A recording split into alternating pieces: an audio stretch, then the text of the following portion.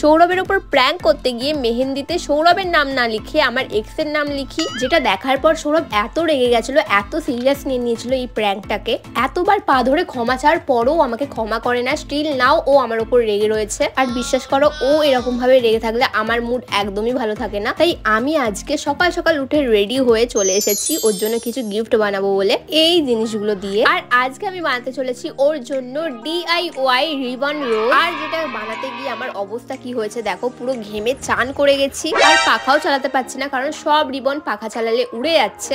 আর guys, এই ফুলগুলো আমি কিভাবে বানিয়েছি সেগুলো কিন্তু লং ভিডিওতে অলরেডি তোমাদের সাথে সব কিছুটা শেয়ার করে দিয়েছি। আর সত্যি বলবে এটা একদম রিয়েল লাগছে কিনা। আর এই ফুলগুলোকে আরো রিয়েলিস্টিক বানানোর জন্য গোলাপ ফুলের আতর ছড়িয়ে দিচ্ছি, যেটা দিয়ে একদম ন্যাচারাল গোলাপ ফুলের গন্ধ বেরোয়। আর হঠাৎ আমি এইভাবে কাঁদছি কেন, আর সৌরভী বা আমার পা ধরে ক্ষমা চাইছে কেন, সেটা লং ভিডিওতে তোমাদের সাথে শেয়ার করে দিয়েছি। ক্যাপশনের উপরে লিঙ্ক দিয়ে দিলাম, যাও গিয়ে দেখে নাও।